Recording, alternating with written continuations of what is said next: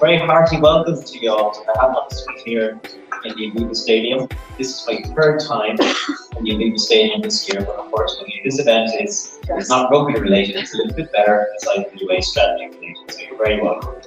It's a pleasure actually for some of us to work together. This is the first time we've met each other in person.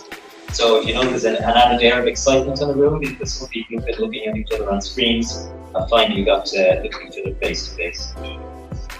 There are some people who cannot be with us today and who are watching online, so you're very welcome. All those of you out in the ether who are at home, and in particular I will mention Dr. Oliver Murphy, our founder and patron, who I know will be watching at home with the passion that he has for IWA and all as well. I'm also delighted to welcome Minister Anne Rabbitte, Minister of State and Disabilities.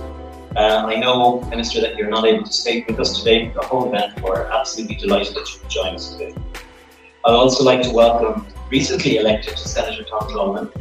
Senator, we're delighted you're here also. Congratulations on your recent election. I hope you're walking on high and continue to do so. So in terms of housekeeping, I'd ask you all, if you wouldn't mind turning your phones off or turning them on silent. We have somebody going around in the back, so if you don't do that, there might be some punishment in it. Also, for those of you who are active on social media, I'm not one of them, but if you are, hashtag is hashtag Irish Wheelchair or hashtag Live the Life You Choose. Okay? And I think they're the formalities. And again, we're going to start off today with the video. And the video will give you a flavour of the voices of our members of the people who use our services and about the difference that we make, that Irish Wheelchair Association makes in their lives, and the importance of what we do with our strategy.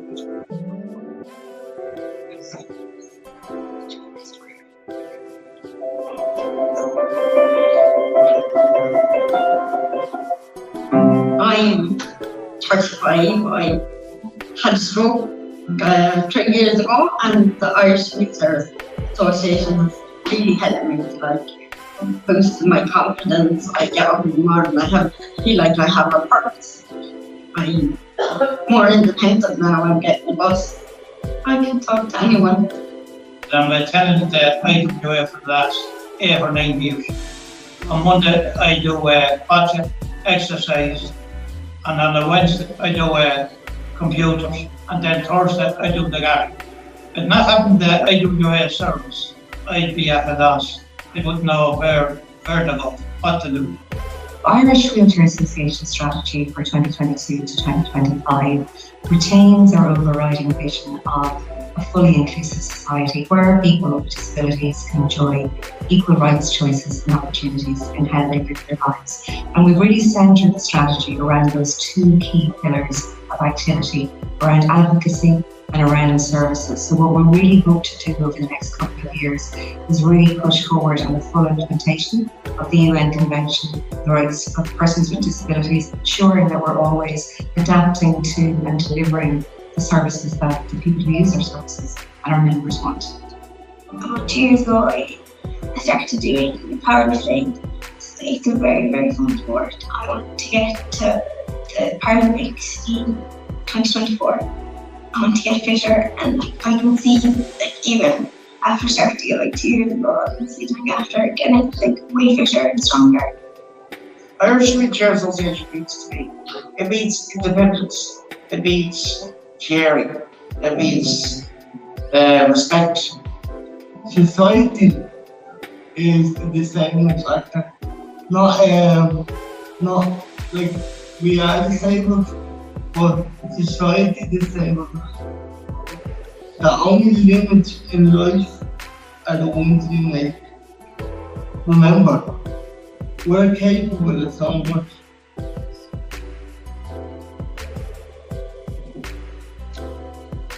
The video which reflects that we are capable of so much, each and every one of us, disability or not. Some of us get judged by our disability, so well said, Alan.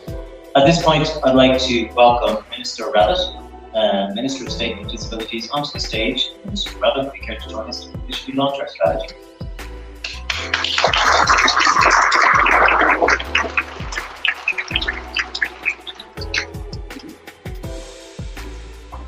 Thank you very much for the introduction. And can I thank everybody for inviting me to the launch of the latest strategy of the Irish Wheelchair Association. I was really taken aback looking at the video there and the valuable contributions that were added to it. And I think the closing line is incredibly powerful. Remember, we are capable of so much. And that to me just drives home a real point when I was sitting there watching the video. Like, sometimes when ministers arrive, before I go to the script or anything else, that sometimes when ministers arrive, you wonder, do you know the organisation? Have you met with the organisation? Have you been out and about? While I was sitting down there, yes is the answer. I've been in Clonakilty and I met and the Irish Wheelchair Association was very late that evening when I showed up, but I arrived eventually. I've been to Longford, I've been to Athlone, I have my own Irish Wheelchair Association in June. So I see it on a regular basis when I drive by the Shearwater and Ballinasloe, and I would stand up and I would say hello. And I often go into Ballinasloe because it isn't in my constituency. So I probably feel I can have that safe cup of coffee without anybody saying, what are you doing? Or what can I have a word with you? And I would often go over to City Inn tonight. I think it was only 3 weeks ago, the last group I'd seen in the Shearwater, and I walked over. The hotel there provides very suitable accommodation. Your buses are parked at the side of the Shearwater on a regular basis, and I would pop in. I know if they're in the lobby, I get to say hello. And as I'm walking away, I says, "Oh, by the way," they'd be inquiring as to who I am. And as I'm walking, I say, "Oh, by the way," I says, "I'm Anne Rabbit, Minister for Disabilities."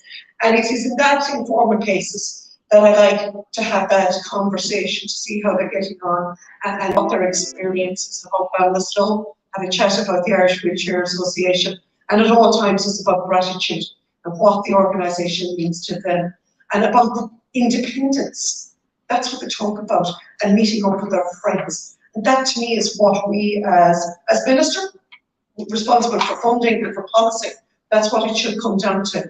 The end user, the person who actually is accessing services. So I'm really delighted to say that when I stand on the podium, that I do know very much about the Irish Wheelchair Association. And I think one of my first outings when lockdown was out to the Irish Wheelchair Association. It was my very first time out. I went out and then I got to know where the campus is, and around the corner was the CRC and everything else like that. And to be very fair, we had a very good conversation last week. And I think what we also understand was the role the Irish Wheelchair Association came during COVID. And maybe we never got an opportunity to acknowledge that. So it's important to say thank you for all the hard work that you did during that time. I was talking to one of the board members down there. I said, I better pull out my script because sometimes they go off. And she said to me, "That's so you don't say anything wrong." So I've said everything I needed to say to start with. So now I'll keep it between the ditches, as I say, down my way.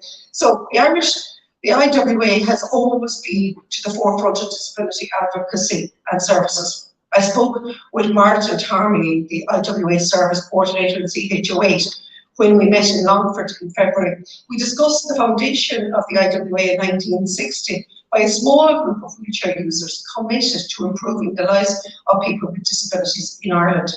I was also privileged at the time to be able to present an award to Samantha Thompson and Sean Carthy in recognition of their involvement with the Lottery Access for All Wheelchair Accessible Both advertising campaign. And I think really that ad on the 9 o'clock news or after or before it has been very powerful in showing the whole conversation around inclusion and breaking down barriers. And the barrier in this case would be the usage of the boat and getting out on the lake. I am sure we all have seen the wonderful that in the advertisement. And today's launch is focused on the IWA's new strategy, which is closely linked to the UN Convention on the Rights of Persons with Disabilities. This rights-based approach to the delivery of cross-governmental services is also the centre of the successor of the National Disability Inclusion Strategy that is being developed. And I don't doubt that the IWA will continue to be a strong advocate for people with physical disabilities. Made up of a network of 20,000 members, 2,500 staff, as well as many dedicated volunteers. I've had the pleasure of meeting many, as I have said. And I think when I arrived in Clonakilty on that very fine evening, and the services were in a state of flux because of COVID and everything else, there was a wonderful lady waiting on the other end of a Zoom call. And I sat down and I was having the chat with her as to what did the IWA mean to her. And what it meant to her was, while we talk about COVID, she talked about how he opened up a wonderful world of technology to her. And she told me about how busy she was on a Tuesday doing bridge. Now, she never played bridge now until COVID arrived. So she was doing it on Tuesday with one group of friends, and on Wednesday with another group of friends. And on Thursday, she had taken up some other pastime, but she just had time to come in to visit the service on Friday. And she talked very passionately about the support that the staff had given her, achieving breaking down the barriers. That lady had never used an iPad before that. She had never had that form of technology. And now she had opened up the new world thanks to the dedicated staff. And that's not just in County. I know that's right across the country. So it is also important for me to hear from the organisations like the IWA and their exceptional staff, because their experience on the front line provides valuable insight into what needs to be done to better support people with disabilities. In 2022, it was one of my priorities to bolster the PA budget, and I have ensured an additional 3 million is being provided this year, which is the single biggest increase in personal assistant hours in recent years to support people to live self-directed lives. There has also been an additional 30,000 home support hours added to this year. And at the end of 2021, I also allocated 8 million to allow respite and residential centres to upgrade their transport fleet. And I am delighted to see that the IWA's new strategy continues to put people at the heart of everything you do. The theme of the values that underpin the strategy are courage, equality, integrity, excellence, openness, visionary, and most importantly, fun. These are wonderful core values, and I am confident that the new strategy will be a catalyst to renew the IWA vision and enable it to remain at the forefront of developments for communities. As this government prepares itself for the UN CRPD strategy and the signing of the optional protocol, I am looking forward to more engagement and interaction with the IWA, and I hope to see more of the work you carry out throughout the country. And I want to wish you best for the day. And yet again, remember, we are capable of so much. Gora Mahakut.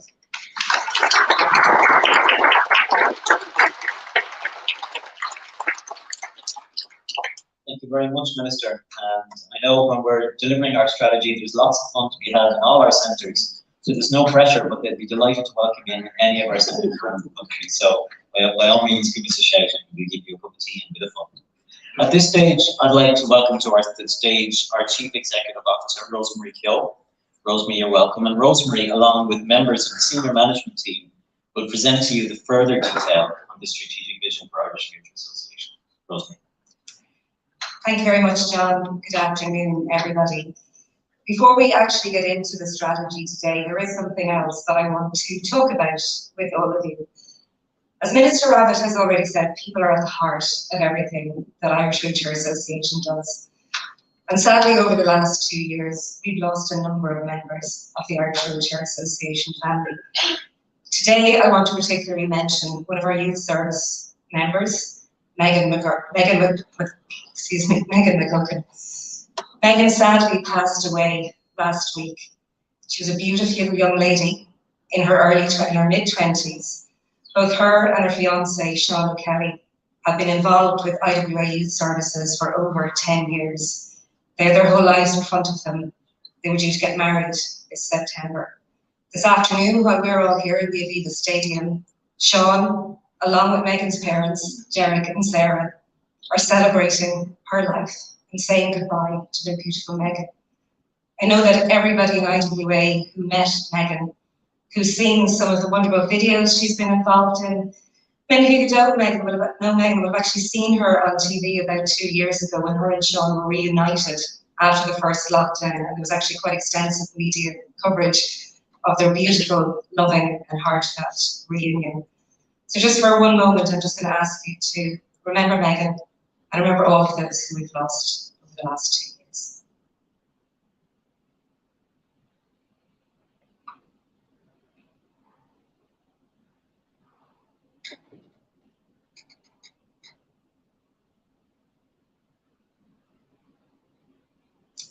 Thank you, everybody, for that.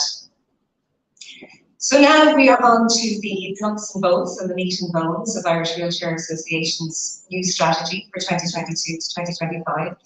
Thank you, Minister Rabbit, for launching our strategy today and your wonderful introduction. And it's so refreshing to have somebody in your position come out and join us today and to really connect with what we're doing, to have that experience of what Irish Wheelchair Association does, to have met so many of the people who are our members, who use our services, our staff and our volunteers in the 2 years that you've been in your role. And it's really clear that you have read our strategy. This isn't just something that you've turned up to. We really do appreciate you taking the time and the investment that you put into being here today. Just for everybody's awareness, I suppose, you'll see that we're taking a number of photographs today. If anybody doesn't want to be in photographs, please let one of our members of staff know as soon as possible. Might be a little bit late for that now, but if you don't want your picture used on social media or on any of our websites, just let somebody know and we'll ensure that that happens. Down to the technical stuff now that I don't really understand, so I love to read this and sound like I do. We're also live streaming on Facebook and YouTube today. For those of you watching on our live streams, welcome. Please note that you can turn on live captions by clicking the CC button in the bottom right of the video and selecting English. So I'm told. So now let's get stuck into Irish Wheelchair Association Strategy 2022 to 2025. So we went through a very extensive process, starting actually over 12 months ago, to develop our new strategy.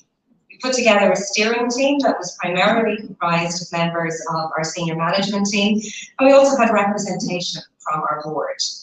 We did an online strategy survey where we sent out a digital survey to all of our members, all of our staff, and all of our volunteers. And we got almost 2,500 responses to that survey, which on the one hand is fantastic.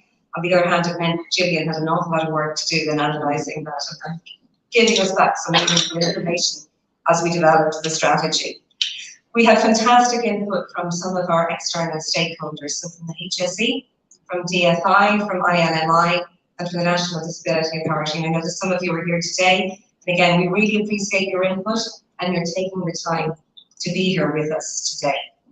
So we looked at all of the inputs we got right across all of the stakeholder consultation. We looked at how we operate.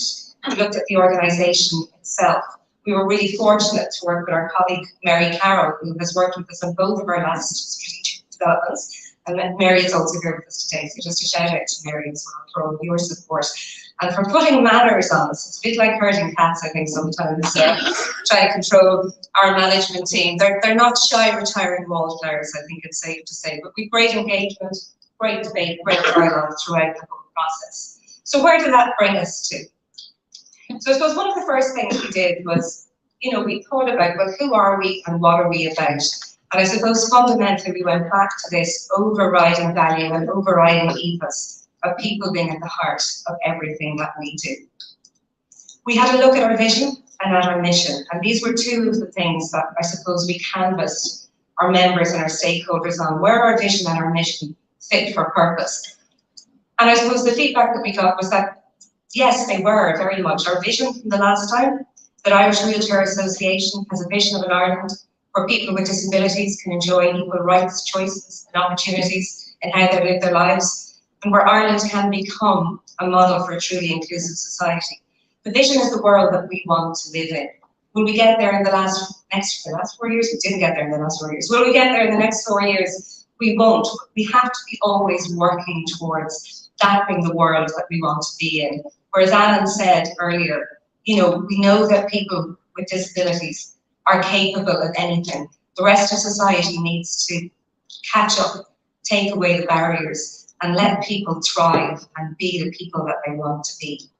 Our mission remains that we work with and on behalf of people with physical disabilities to drive positive change in Ireland through the influencing of public policy, the provision of quality services, and enabling accessibility to all aspects of society. One of the areas where we always spend an awful lot of time when we're developing our strategies in Irish Wheelchair Association is around our values. And you might say, well, why would you do that? Our values are our organisation's personality. It's who we are, it's how we behave, it's how we interact with one another and with people outside of our organisation. And this is what drives how we will do everything that we will do over the next 3 to 4 years. So again, people remain at the very heart of everything that we do. And this is enshrined in all of our values. And I'm now going to invite my colleague, Nikki Hamill, to talk you through the first of those values, which is vision.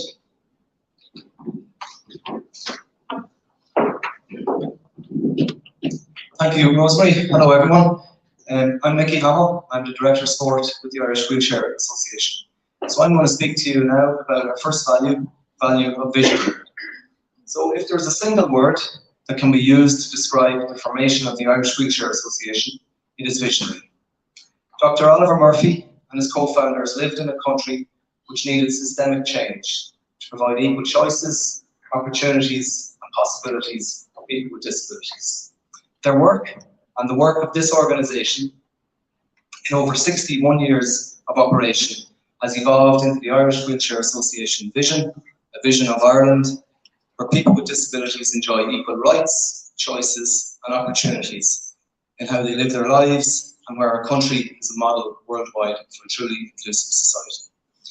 So it's this approach articulated within this strategy by our value visionary which sets Irish Wheelchair Association apart from other organisations and clearly states to society that we will drive positive change by listening, being creative and empowering people to live the life they choose. So thank you. I'm now going to invite Jerry Phelan, my colleague, up to speak on the next slide. Thanks, Nikki. I'm Jerry Phelan, Director of People and Development, and I will speak about our value integrity. Irish Wheelchair Association is proud of what we do and how we do it. We always behave ethically in ways that are authentic and trustworthy. What is integrity? We say that integrity is being dependable and following through on our commitments, being true to our values, being open and honest when communicating with others, holding ourselves accountable and owning up to our own shortcomings, acting with integrity in our dealings with others, not just when we're being looked at by others, but in everything that we do. Treating everyone that we interact with, colleagues, service users, members of the public, in the same manner in which we would wish to be dealt with ourselves, with integrity. And now I will hand over to Katrina.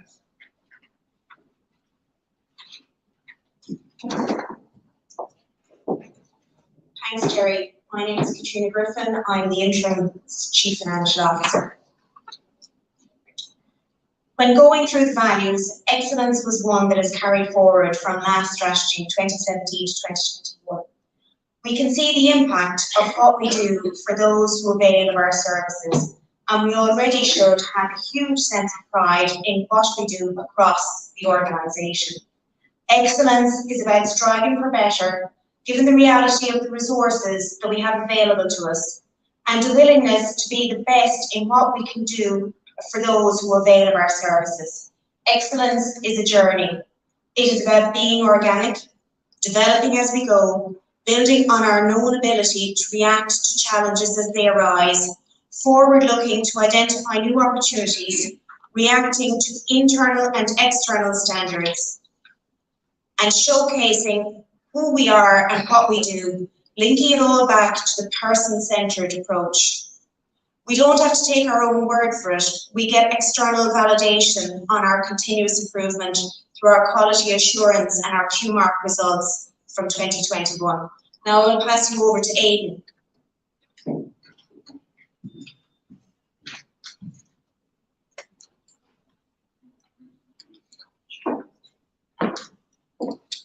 Thanks, Katrina.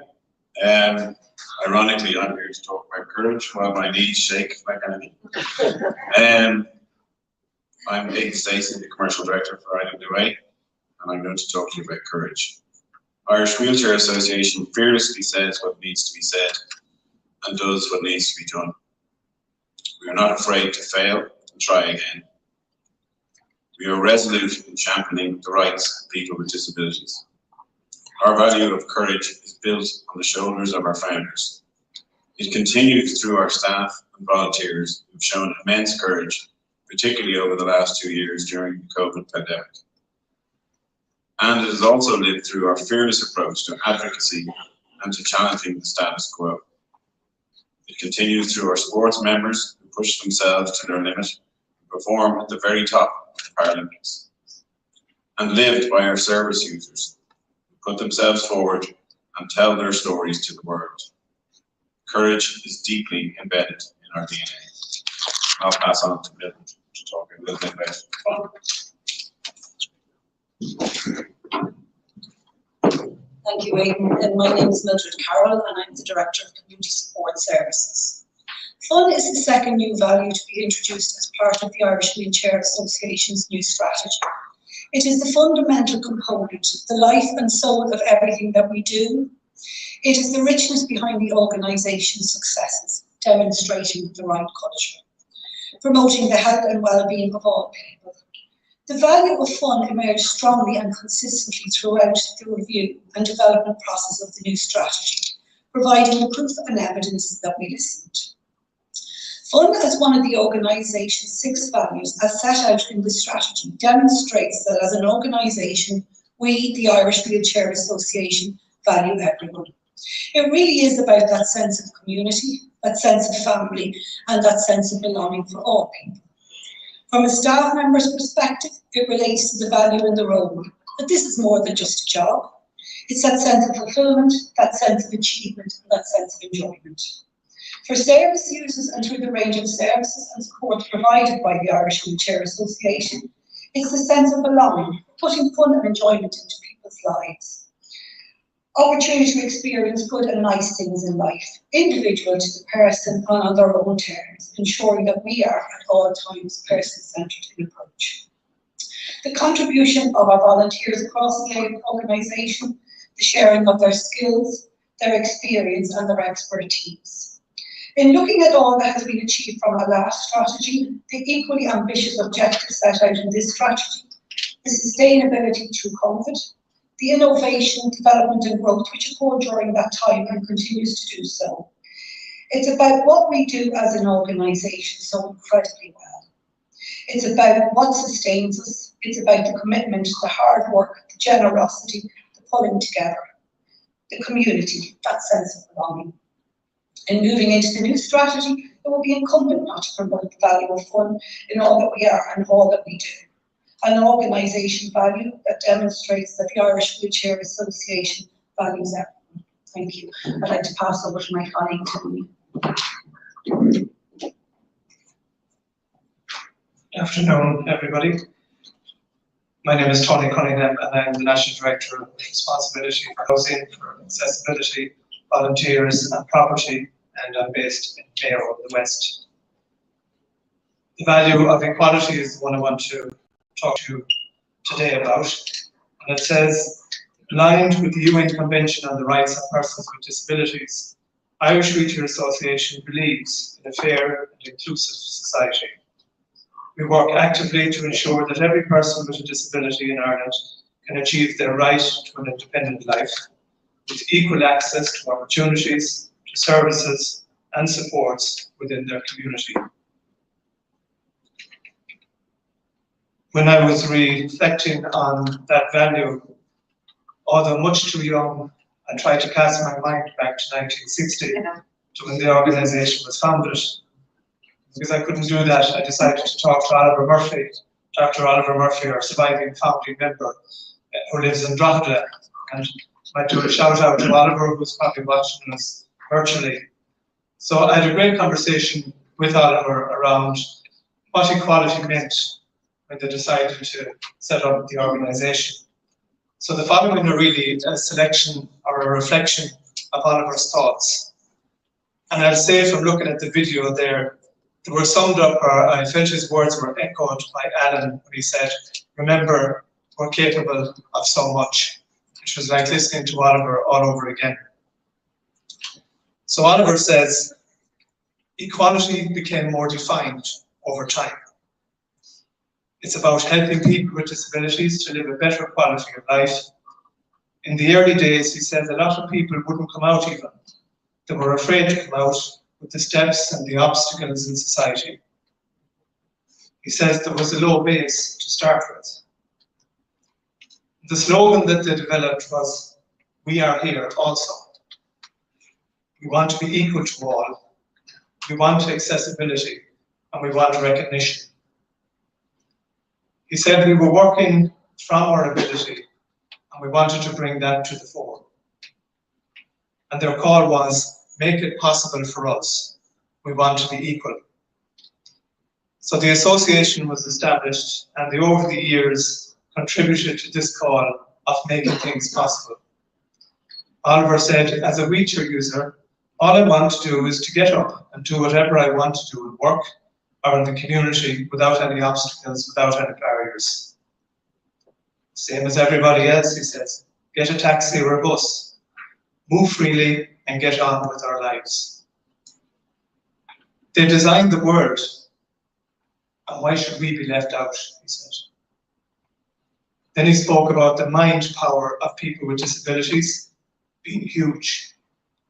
And if they can use it and work it like others, that's equality.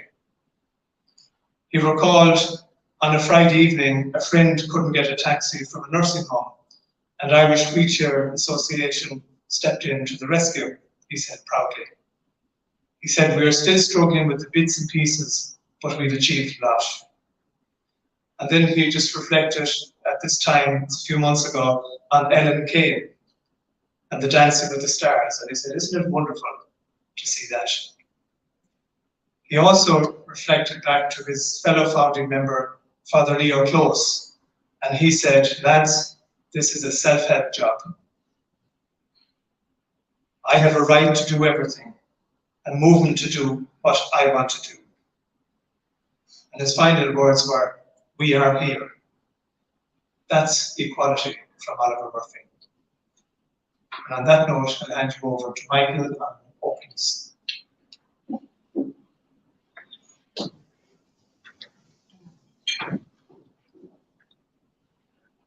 Good afternoon, everybody. My name is Michael Dye, Director of Assisted Living Services. It's never easy following the words of Oliver Murphy, and I think Ronnie's outlined there very much so. I'm going to speak about the value of openness. The Irish Wheelchair Association has been at the front of driving new service development and consistently enhancing new ways of meeting the requirements of our service users in ever-changing environments. How we changed, modified our services during COVID to support essential services clearly demonstrated the openness of the Irish Association to work in new ways. We continue work in collaboration with current and existing partners and new partners, seeking ways to improve the lives of people with disabilities through enhancing services, influencing policy, raising the awareness of issues that matter to people with disabilities, always working in an open and transparent manner. Thank you. Pass you on to Rosa.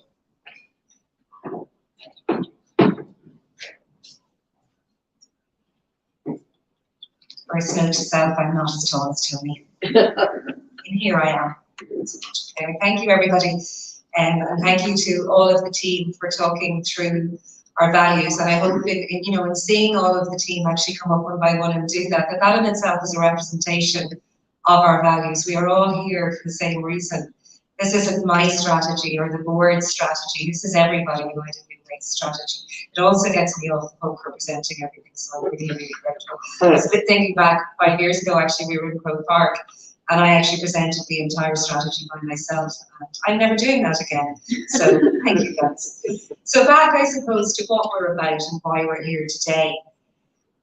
You've heard a little bit about our values, you've heard about our vision and about our mission, but we have to set ourselves clear goals for what we hope to achieve over the next 4 years. So our overriding strategy for 2022 to 2025 is to make progress towards the full implementation of the United Nations Convention on the Rights of Persons with Disabilities, and to do that through the further development of our advocacy and our services, with an increased focus on people and culture, through investment in our business processes and technology, and enhancement of Irish Wheelchair Association's identity and profile, all the while ensuring our long-term financial prosperity. So consistent with our values and underpinned by the United Nations Convention. Advocacy and services will be the key pillars of our strategy over the next 4 years. And these objectives will be supported by a focus on people, on financial prosperity, on business processes and technology, identity and profile, and of course culture, which has to wrap around everything.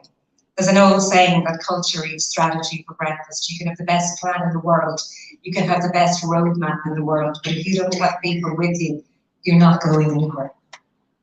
Strategic objectives for each of these 7 areas have been defined, as well as metrics and actions to demonstrate how these objectives will be measured and will be delivered.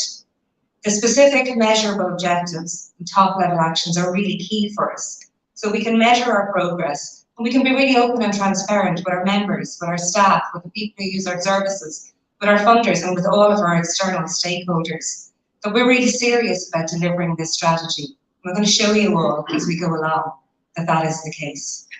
So I get to hand over again now, and Tony is going to talk to us about our strategic objective of advocacy.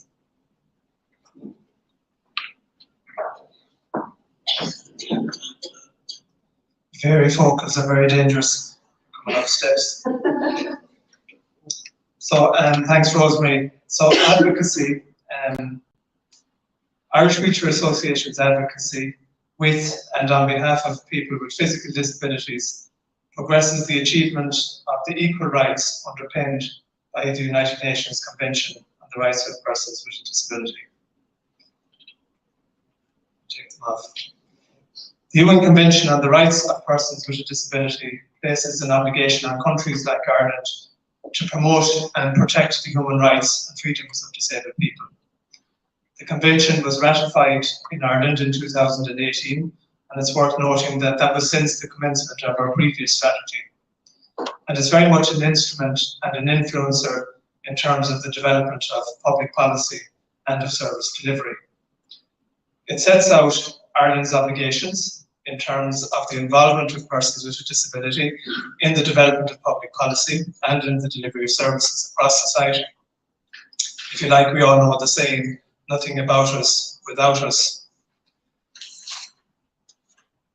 As an association, we very much pride ourselves on being a champion of these rights since our foundation back in 1960, and the Convention underpins the strategic objectives throughout this strategy. In the strategy, we have a strengthened focus on the engagement with and involvement of disabled people in our advocacy and in our campaigns. We'll encourage and support people with the lived experience to advocate independently and collectively for the full achievement of their rights. As an association, it's also incumbent on us to reflect on our dual role, both as a service provider and as an advocate for the rights of disabled people. In the strategy, we're committed to reviewing our structure and to deciding on an appropriate future structure for the organisation as a service provider and as a disabled persons organisation or DPO. Also, we will of course continue to partner and collaborate with external agencies as we collectively advocate for the full implementation of the UN Convention in Ireland, but also in the EU and internationally. I'll hand you over to Chris on services.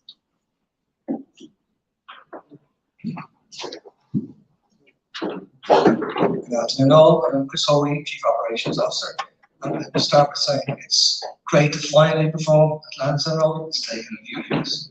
I'm going to talk about services. And the period since the outgoing Irish Wheelchair Association strategy has seen significant growth in services. The diversity of our services and the volume and quantity of our services we deliver to our members and service users. This has been especially noticeable in the school leavers, day and assisted living services. As highlighted as an action in the last strategy, the organisation and the structure of Irish Wheelchair Association service delivery was reviewed, and a new model of services being delivered around each and every member was implemented and brought people at the heart of everything we do, from our values to our service delivery. One cannot ignore the global pandemic which impacted everyone in society across the world since 2020. and is still prevalent today. People within our society who have disability experience a disproportionately negative impact. However, Irish Wheelchair Association Services responded in a way that can only be described as exceptional and innovative. Therefore, in developing the Irish Wheelchair Association Strategy 2022-2025, great thought and consideration went into what the optimal composition of Irish Wheelchair Association Services will be over the next 3 years. This concept, the optimal composition of Irish Wheelchair Association Services, will allow strategy implementation plans to determine the best blend of traditional Irish Wheelchair Association services with the newly developed and COVID-19 response services. There will be capacity to review existing services to establish if Irish Wheelchair Association should continue and grow a service or look at service more appropriately being delivered by a partner organisation. The action of service reviews will provide a mechanism where service developments will be considered and planned rather than being responsive or opportunistic. Therefore, a priority consideration on the review of each service as part of the period of this strategy, be that a HSE funded or an IWA funded service, will be what is the role of Irish Wheelchair Association in that service. Finally, I believe that the way the strategic objective is scripted within the strategy demonstrates a maturity within our overall organisation, whereby services and functional supports will operate more collaboratively than at any stage in the past on delivering the optimal composition of services. Thank you very much. I'll pass you to Jerry Phelan. Thanks, Chris. Irish Wheelchair Association is a diverse and inclusive employer with the right people in the right place at the right time with the right competencies and values, supported by a vibrant community of volunteers. Our greatest asset is our people. People are at the heart of everything that we do, and this is enshrined in all of our values. Evidence of this from an employment perspective is our being chosen externally last year as the 5th best employer in Ireland. Our staff and volunteers are the people who display our values to our service users in the manner in which they carry out their work on a daily basis. In order to ensure this continues, we will continue to recruit staff and volunteers who share these values and who have an empathy for the work that we do. This applies equally to staff who are working in service delivery and to our staff in other functions who support our frontline staff, for example, human resources, finance, ICT, etc. We will ensure that our new strategy is communicated in a clear and effective manner to all of our staff and volunteers, so that it's clear to everyone what is expected of them. Our recruitment and retention processes for staff and volunteers will make it clear that these values are our organisational values and that everyone is expected to embrace these values in a manner in which they carry out their work. We will ensure that our staff and volunteers are treated in a manner that reflects our organisational values. We will measure this by regularly surveying our staff and volunteers. The positive approach that we have taken to the well-being of our staff and volunteers during the pandemic is a practical example of how we implement our values, and this work will continue during the period of the strategic plan and beyond. And now I'll hand over to Katrina.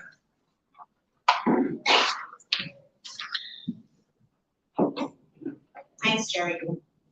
Financial prosperity. IWA has ensured its long-term financial prosperity in order to secure its fiscal autonomy. Building on financial sustainability from the last strategy, it was very much a focus from deficits to break even, and I am delighted to say that we've achieved over the lifetime of the last strategy, and our reserves have remained at the same level since 2018. We have moved from a deficit of 1.2 million in 2018 to a surplus in 2021. The how. Financial awareness is more evident across the organisation.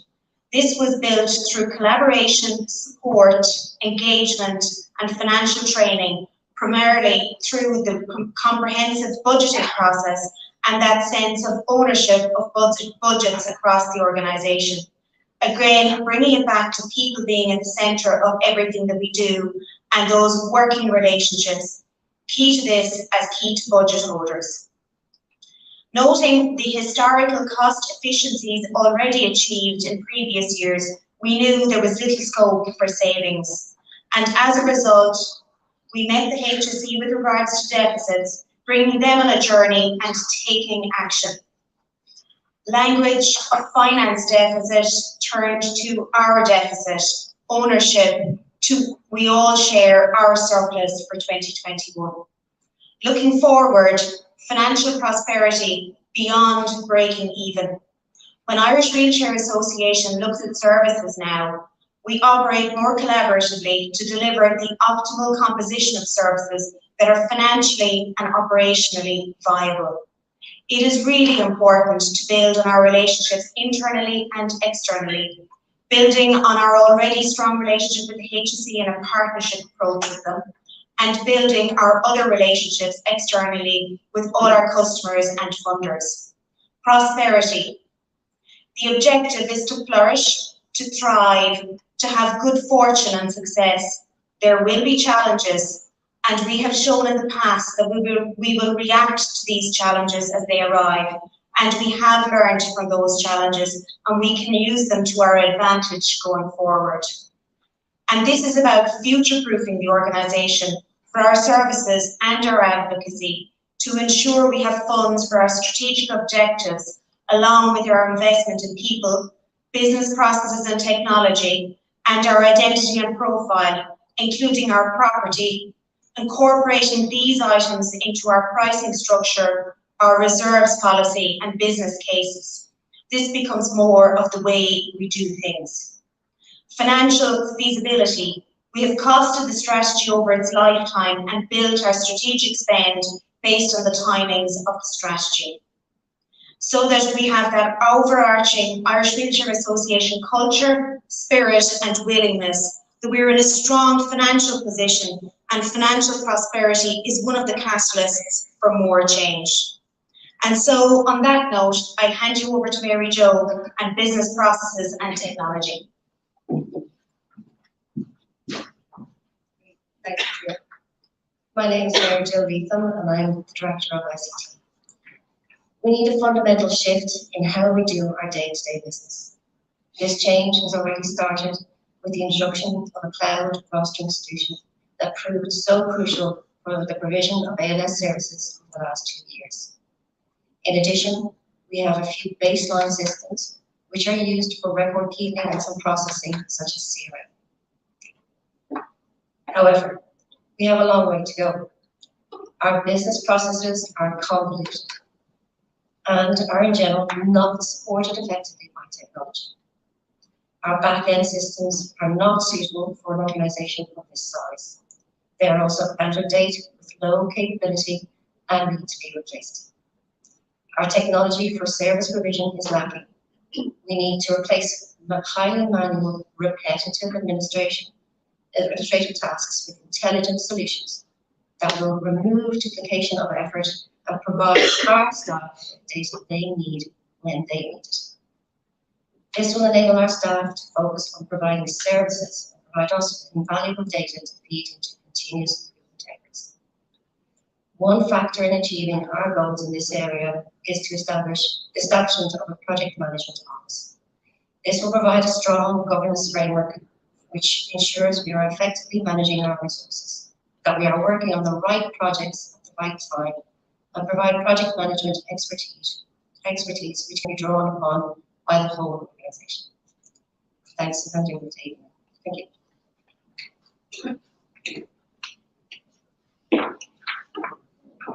Thanks, Mary Jo. As has been alluded to a number of times already, all our strategic objectives are intertwined and interdependent. Our identity and profile are key to illustrating the importance and essentiality of our work to our funders, but also to our growing base of donors and supporters. We also need to help to drive awareness of our members' most pressing issues and the barriers that they face on a day-to-day basis. We must have greater levels of engagement with the people that use our services, and much greater engagement with the wider community in order to amplify their voices and to support our advocacy. Personal stories of our members are the key to this success. As Tony has already said, engaging and amplifying our members' voices acts as both an end in itself in growing the voice of people with disability, but also ensures that Irish Wheelchair Association remains the go-to organisation for understanding disability. Irish Wheelchair Association, no matter what others may say, is a disabled persons organisation, but we need to be better at living that ethos through wider, stronger and deeper engagement with our community. Over the course of the strategy, we will look at both the structure of the organisation to ensure its effectiveness. We'll also consider the name of the organisation to ensure our name and brand reflect our work and the people we work with. Finally, what Irish Wheelchair Association membership means, how it can develop, and the structures and foundations of our brand will also be considered to ensure we are best placed to deliver on this ambitious plan. And I'll hand it back to Rosemary.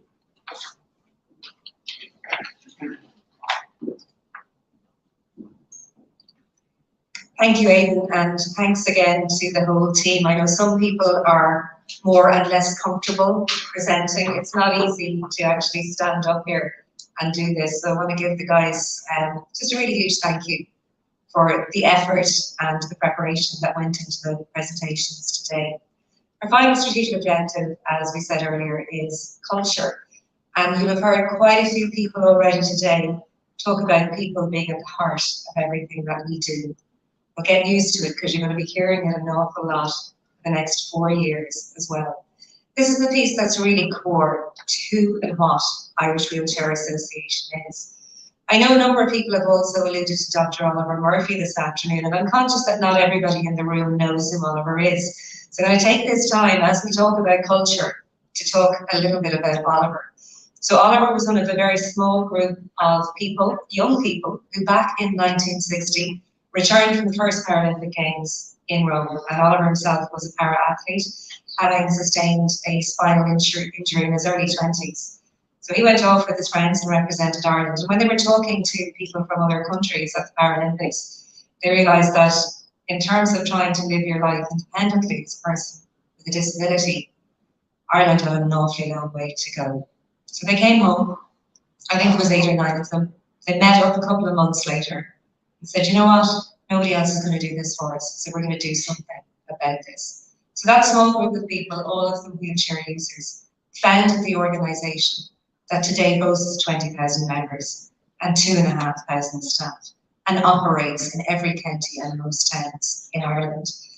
And that kind of really, for me, sums up the culture of Irish Wheelchair Association. Oliver had really hoped to be here today, but as he'd say himself, he's not getting any younger, and he's still a bit concerned about the amount of COVID that's out there. So he felt it was just in his best interest not to be here today. But again, going back to our culture, Oliver took the time to phone me yesterday morning to let me know that he wouldn't be here, to wish us all well, to give us his full support. And that kind of brings us back to the community, the family aspect of Irish Wheelchair Association. We are, somebody said to me earlier on, we are a vast organisation. And I, in response, said, yeah, we're like some kind of crazy octopus with, I don't know how many tentacles kind of coming out of it. And just when we think we've no tentacles, we grow another one. And we reach into something else and we do something else. Because we're an organisation that says yes. We're an organisation that says we can, not that we can't. And we do that.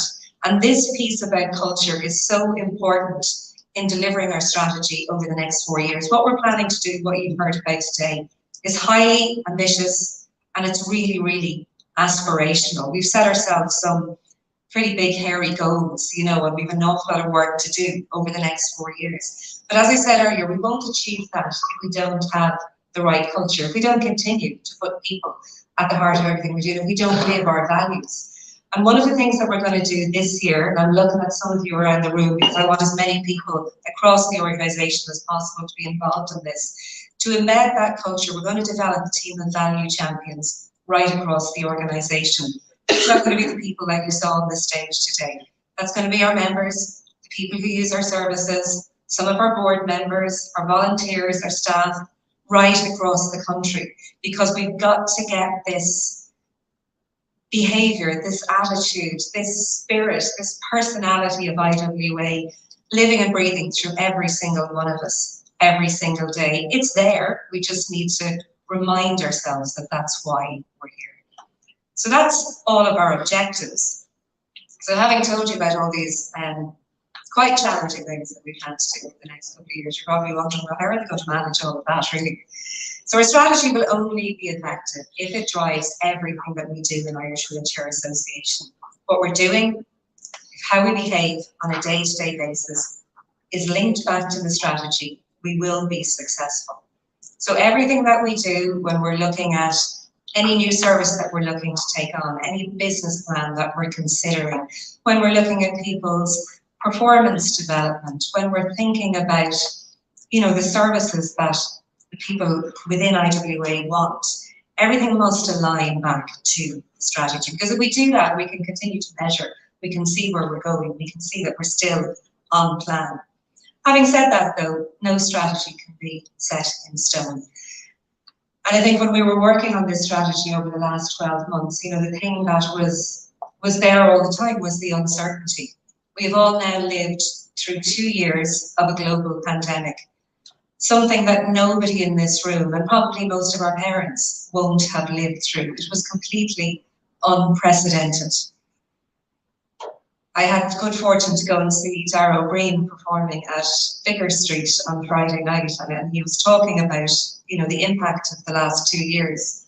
And just as we're getting out of the pandemic, we now have a war in Europe. Could they not have given us a week? Sorry, Dara, you come after me now, the copyright for that. But we live in times of a real uncertainty. And it goes back to, again, why having this strategy, having this roadmap is so important for us. Because if we have a clear picture of where we want to go, we might need to take a detour along the way. We might need to do something a little bit differently.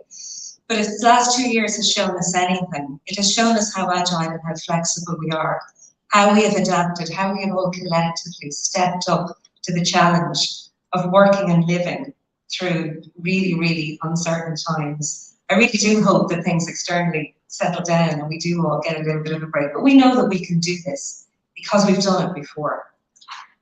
And how do we know we've been successful? Well, we're going to measure, we're going to review, we're going to report. As I said, we're going to tie everything that we do into the strategy. We'll track our progress by building all of our objectives into our annual business plans, our monthly reporting, what we do in each part of the organisation, how we report to the board, how we report to our members. We're going to make sure that the competencies we use when we're recruiting people to come and join us, when we're looking at people's personal development within IWA, that all of that is aligned to our values and to our objectives. We're going to develop our board agenda to ensure there's greater focus on the strategy. We're going to have an annual review with the board and the senior management of our strategy to see how we're performing. And we're going to really challenge ourselves on that and ask the hard questions. What I say to all of our members of the people who use our services and all of our staff and all of our volunteers is we want you to challenge us as well. You are the voice, you're the heartbeat of Irish Wheelchair Association. If we're not getting it right, let us know. And I'm looking at you, Alan, I know you will. So, but everybody else, let us know.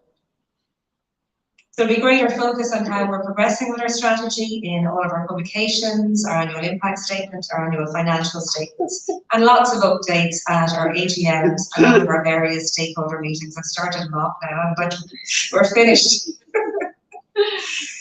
So, as I said earlier, the COVID-19 pandemic has taught us all an awful lot about ourselves. At Irish Wheelchair Association, we have become stronger, braver, and more agile than we were before. And we've reflected this in our values of courage and also of fun. We've managed to have fun over the last 2 years, even though it's been a really, really difficult time. We've also learned, really come home to us, I think, over the last 2 years, you know, when we were looking at each other on screens. I'm seeing people here today who I've forgotten existed, quite frankly, from the elbows down, and it's great to see people in real life, and it's brilliant to see so many smiling faces here today. But Irish Wheelchair Association is a community. We're a family. We're a bit of a mad, crazy, maybe sometimes a little bit of a dysfunctional family, but we are a family and we care about each other.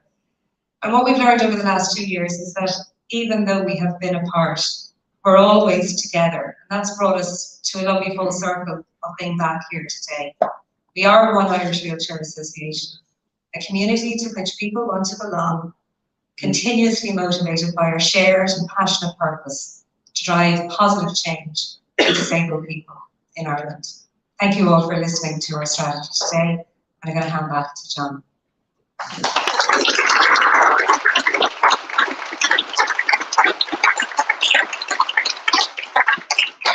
Thank you, Rosemary. I hope you've all been paying attention because nobody gets to leave without answering 20 questions on what we're going to do and how we're going to do it. What? Yeah, you in particular. So at this stage, it's probably important on foot of all that we talk to some of the people involved in the area of disabilities, some of our members and some of those advocates. So at this stage, I'd like to call onto the stage Conor McCauley. Conor, if you'd like to make your way to the stage, please. Conor is a disability advocate, a public speaker, and a content creator.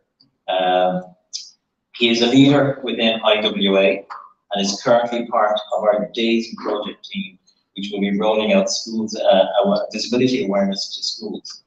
Conor is also part of the National Youth Council of Ireland, Hear My Truth group.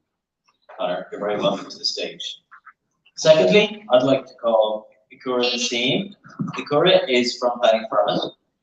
Ikura is 23 years of age and a recent graduate from IWA, recent graduate of MA Accounting from Maynooth University. Ikura also became a member of the board of directors of Irish Wheelchair Association last year. And finally, Emma, if I can ask you to put the chair on the stage, please. I'd like to call up to the stage recently elected Senator Tom Clonan. Senator Clonan is an academic journalist and an advocate for the rights of children and young adults with disabilities and their carers. Tom is a parent and a carer for his son Owen, who also has a disability. Senator Clonan, you're very welcome to the stage. So, having heard all of that, Ikura, I'm going to start with you. As a young person, actually we've divided the stage into two, the older people, some of you might be saying that, whereas we'll be on the right, just in case you're having trouble guessing who's older and who's younger. We the young ones over there. So, Ikura, as a young person with a disability, what's important to you and what are your hopes for the future? My hope for the future would be like Ireland to become more accessible, and that's great to see like that being at the same level of services because that's so important in terms of people in everyday life, like people need assisted living services, and without assisted living services and other services, we wouldn't be. Okay, and can you tell us a little bit more about your experiences, your personal story about how that has impacted your life? To be honest, when I go outside, I have to think so many times, like when I, for example, today I had to book a taxi in advance. I had to like sometimes like taxis don't work, buses, open bus. I've been having trouble finding a job because of transport, because of accessibility in jobs as well. Okay, and in terms of your college life, like you can see an MA in accounting, congratulations, well done, and now that you've achieved that, what was your experience in college? My experience in college was actually very good because I got like my university, it was very accessible, and I got like transport to and from college. I got extra support in my lectures. I had a disability officer, and it was very good. Okay, and in terms of your hopes for the future, what are your dreams? My dreams, That's tough, and I can tell you my dream this day is to go to Disney. Now that the flights are, I want to go to Star Wars now. But that's, you know, I'm 50. That's where I'm at. But for you, your whole life is ahead of you. I'm not too sure, to be honest. My dreams are. I'm not too sure at the moment. Okay. Thank you, Flora. And Conor, I'm going to throw the same question to you, and I'll repeat it just to remind you. As a young person, we won't do that. with a disability, what is important to you and what are your hopes for the future? Well, for me, equality and inclusion are so important. I don't want to be treated differently because of my disability or not included because of it. There are so many places I want to go and so many things I want to do. Accessibility can be a real problem throughout Ireland. Transport can be a nightmare, being constantly let down by bus services, taxis and unmanned rail stations. Trying to use public transport can cause me a lot of stress and anxiety, which I could do without. Even before leaving the house, making sure buildings, toilets and facilities are accessible, even table height can be a problem for wheelchair users. Trying to access essential services can also be difficult. Steps, no ramps into buildings, broken lifts, heavy or non-automatic doors, narrow doorways, no drop counters, badly ramped pavement, cars parked on paths, can all make daily life so difficult. Each local council should try and make it a priority so access is created for all. Local services should be more available and easier to access. At the moment, I'm working 2 mornings a week for a finance company. I'm a part of the Days project with IWA and Hear My Truth with NYCI. And I'm also planning on doing a PLC in Ballyfermot in September. My hopes after this course are to further my education in TCU and eventually work in Brady. I would love to have my own place and live independently, as I want to make my own plans and have my own hopes and dreams. I feel the government needs to support more people with disabilities to live independently by providing accessible housing, PA services and supports, because we want to be part of everyday life and we don't want to be made feel like we're a burden to society. We have so much to give, and just because our bodies are letting us down doesn't mean their minds are. For those of us who can't work or don't work the required hours, €280 a week simply, in my opinion, isn't enough. The PUP payment was €350. I think this suggests the government recognised that this wasn't enough to live off, so I feel this particular amount should be €350 minimum. We need more people with disabilities representing us in government in each department. All newly built buildings, houses, schools should all have access at the top of their agenda. Workplaces should be given more encouragement and support by the government to employ people with disabilities. There should be more talk of disabilities from an early age in schools so people don't feel different. And also in workplaces so you're not made to feel less of or different because of your disability. As I said, the inclusion and equality are so important to people with disabilities. So, my point. Thanks. Okay, thank you, Conor. And for both of you sitting here today, Irish Wheelchair Association has put out there a strategy and vision. Advocacy is up there alongside services, which for me is essentially important. How do you feel about the whole advocacy piece? Yeah, I feel like it's so important. I feel like other people fighting for people with disabilities that do have disabilities themselves is really important. And I think we can sort of all help each other in that type of way of supporting and just raising awareness. Yeah, I think it's very important as well, and it's very important as well, and it's the only way we'll get like our rights and accessibility. Okay, thank you. Senator Dolan, come to you. Tom. Okay, Tom. But I just thought now that you have the senator title, we'd like to use it for a little while. You've heard of imposter syndrome. It's like that all my life. Okay. Well, congratulations. I'm sure as a parent of someone with disability as well, what the guys here are talking about resonates with you strongly. Yeah, well, it's a privilege for me to sit here beside you both. We had a little chat earlier on. You told me you're from Ballyfermot. You didn't tell me you had a master's in accounting, which I could badly do with on my team. Look, I came into this pathway quite by accident, you know, through our experience of disability as a family and all of the obstacles that are put in our way to have an autonomous, actualized, happy life. And I was glad to hear the objective fun in the strategy.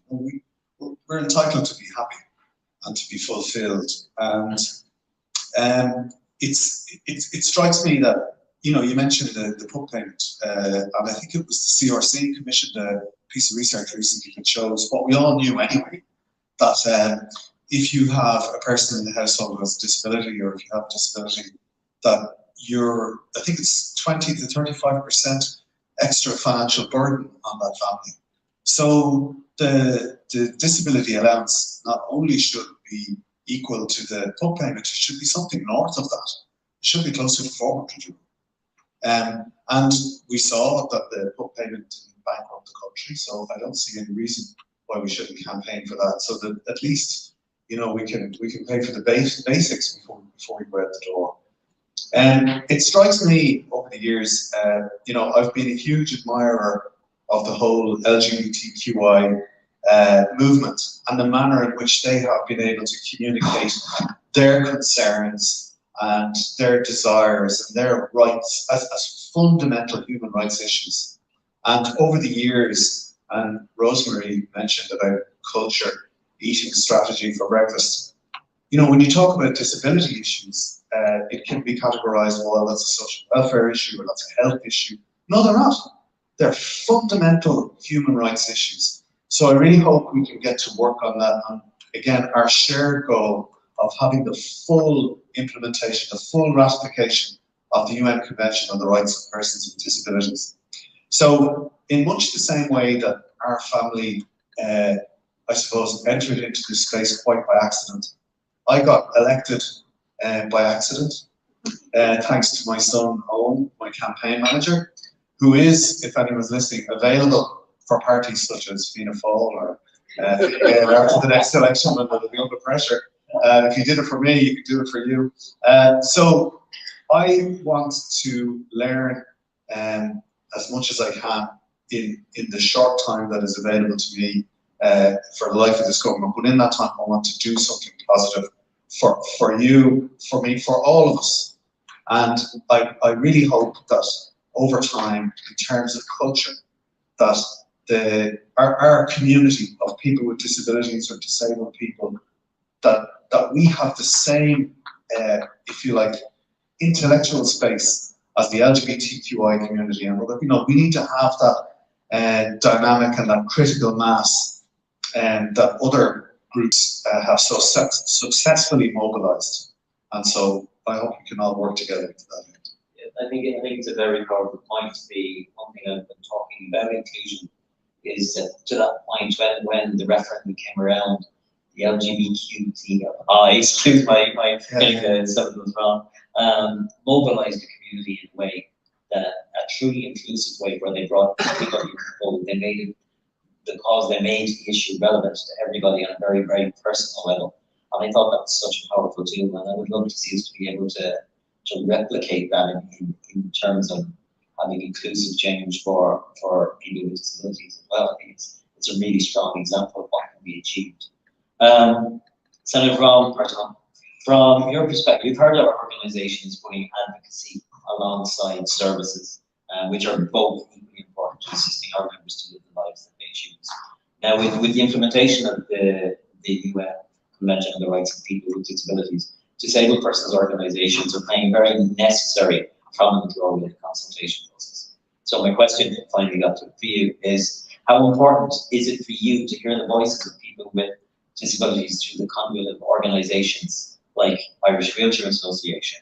And there's a second part to the question, so that's the first one. And then what is your expectation of government, given your background as a strong and passionate advocate?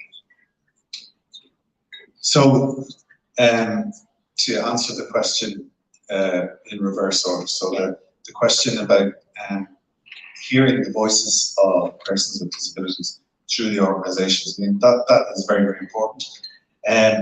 I have been, well, myself and Owen, my son, who, for those of you who don't know, he's a neuromuscular disease, he's a wheelchair user, he's got a lot of challenges, but we've worked together by default, so just by virtue of our experience as a family, and it's an experience you're all familiar with, you know, we have to fight for everything. So it went from being just your ordinary dad to being somebody who has a fight with somebody every day. Yeah, you get up and you have to put on your boxing gloves, and one day it's the HSE, the next day it's the Department of Public Expenditure Reform or Department of Social Protection. I've had fights with people I didn't even know exist, and you're fighting all the time, and you're trying to, you know, progress And you know, very often the things you're fighting about are such idiosyncratic, cruel little bureaucratic or administrative things that are completely meaningless, and you have to fight really hard to overcome them. So over the years, we've been fighting and fighting, and then we ran a campaign to get elected, which miraculously translated into me being a senator. So the organisations, Inclusion Ireland, Disability Foundation Ireland, Irish Wheelchair Association, there are, as you're all aware, hundreds of such organisations, and you have massive resources. Well, I say that advisedly. You have very valuable resources. And one thing I'd love to see is there seems to be quite a fractured or divided nature to our community. There seems to be a kind of a division along different lines, politics with a small p. I think we need to overcome that in the same way that groups like the LGBTIQ groups have, to just get together and mobilize all of our voices together, because if we can do that, like, it's such a powerful community and such a powerful voice. And to be really crude about it now, the LGBTI community mobilized the straight community in their cause. And the straight community voted for marriage equality, not because they felt sorry for the LGBTI community or because they thought they were doing them a favor, because they recognized it was a fundamental human right. So I think we need to mobilize the so-called able-bodied community in specific, because the things that we're looking for, you know, the supports to allow us to live independently at home, to get out into the workplace, onto public transport, they're the same things that the so-called able-bodied community will need in due course themselves. And it makes for a better, more inclusive, diverse society. And diversity and inclusion are the key to our survival. It's what will make us relevant in the future as a republic. And you know, internationally, the evidence shows that the more diverse and inclusive we are, the more successful we are. So there are altruistic reasons for doing the right thing, but there are also utilitarian reasons. So if we could, I'm just conscious that there is that division in our community. If we could overcome that and all work together. The second question was about government. And what I found over the years is that I would know politicians at a distance. I'd seen them on the TV, I'd hear them on the radio, I'd read about them in the newspapers, and I'd form a view of what they were like. And then it's very disconcerting when you meet them, because they're not as bad as you think they are. And you discover that actually they're we are actually well served by our politicians. And we have some very, very good politicians across all the parties. And when you engage with them about the issues that we're so concerned about and passionate about, you find that they are willing to listen. And everybody, in every family, there is somebody, whether they're an elderly relative, a parent, you know, we all enter into this space at some point or another. We all, in our lives, when life comes knocking on your door, we all have a point of need. So what I'm trying to do, or what I would expect of government, is like, come on, guys and girls, straighten up and fly right. Let's all work together to work for our most precious and our most beautiful citizens. And just to finish off, I just was contacted in recent days by a young woman in Germany, Evelyn Singh, and she wants me to tell her story. And she got a scholarship to go to UCC. She's hoping to come to Ireland and so to get settled in. And she has a number of health challenges. And she told me that all of the funding for her packages and care are provided by the German government, but under some European regulation, it transfers with her to Ireland. And the care providers here were in a position to provide her with the supports that she needs. But an administrator in Germany has decided that because her coming to Cork on a scholarship isn't on a list of things in a German handbook, that she can't do it. And our whole life is being held up, as I said earlier, because of, you know, an idiosyncratic, bureaucratic, a cruel thing. So she wrote to me and she said, you know what, Tom? I won't attempt a German accent. She said, you know what I'll do? She said, if necessary, she'll come to Ireland and marry an Irishman in order to make it all happen.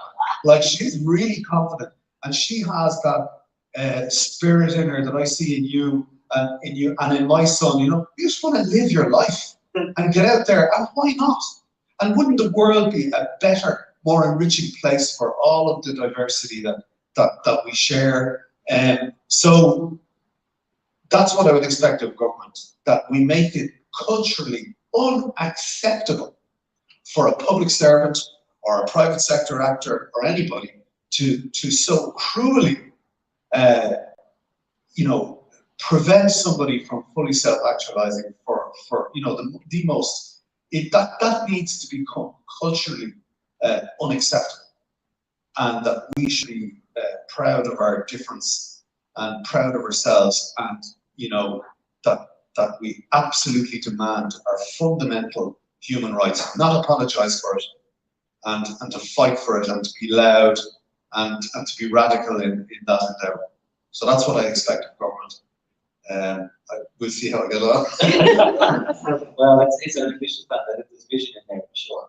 And as you said, in life, you know, life comes calling to us all at some point, and that's very evident through the work that we do in our Future Association, that whether you're young or middle-aged or getting older, that life will at some point come to you. Yeah, and speaking of age, just a small thing, right? I actually met Rosemary Keogh, I think it was in the late 80s. I was 6. And now I realise that was 30 years ago. How could that possibly be 30 years ago? Yeah, we all, like, life comes knocking on everybody's door. And, you know, we all have experiences of adversity. It comes to people at different stages in their lives. But, you know, I am optimistic that there is that goodwill, and there have been changes. Like, for example, the first time I contacted the Minister for Health, whose name I won't mention, Leo Varadkar, back in the day, to raise an issue around OWN's services. Now, I didn't get to speak to Minister Varadkar, but I did get to speak to some of his politically appointed team. And I can tell you that the response I got from them was hostility, open hostility. Now, I'm from Finglas, and I was in the army for 12 years. I know what rough is. They were dog rough in their interactions with me. You know, to the extent that one of them was saying, so you want to jump the queue? You want to jump the queue, is it? And I'm saying, I'm a parent of a child with a serious illness. I'm talking to you as you know, why would you speak to me like that? Now, that had nothing to do with Leo Varadkar. I'm saying that was the reaction I got from people in powerful positions who have their hands on the lever. It was outright hostility. In the next coalition government, we had Finian McGrath, who was made a Minister of State with responsibility for disabilities. And I found that instead of hostility, when I made approaches to different government departments, I was saying all these people I fight on we all fight on a weekly basis. The attitude changed. It went from outright hostility to maybe something, not quite indifference, but maybe patience, but the hostility was gone. And in this coalition government with Minister Abbott who's left, I've found that there has been another change in the temperature. So people are a little bit more open. So I think the culture is actually changing. And I am optimistic and hopeful that that change will continue. And maybe in a way, COVID has accelerated that, because people found themselves confined to their houses, as we are, as you are, and, you know, limited in their choices of what they could do on a day-to-day basis, finding it difficult to access their workplace and having to use not assistive technology, but technology to do their, you know, carry out their professional activities. So I'm hopeful that we are moving in the right direction, painfully slowly, but I think we are moving in the right direction.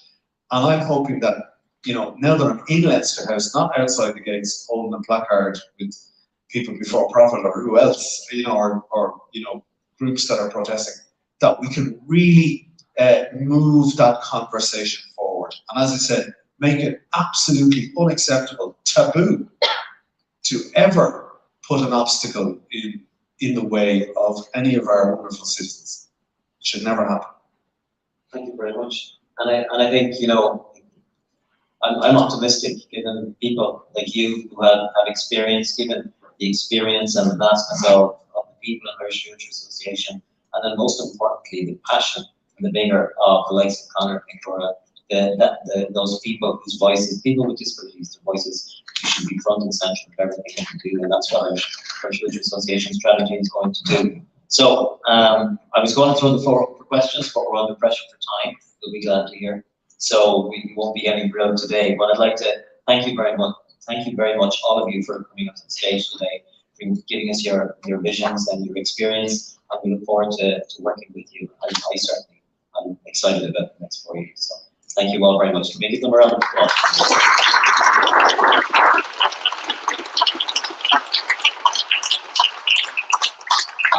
And finally, I'm going to ask Rosemary to come up to the stage and close today's event for us. Thank you. You look very worried when I was coming up behind you there, Jill. First of all, I want to just again say a huge thanks to our panel, to Ikra, to Conor, and to Dr. Senator Clona, aka Tom. Sorry, Dr. Captain Senator Clona, for their time today. And I also wanted to put your hands together for a fantastic MC, John Fulham, who has kept so much.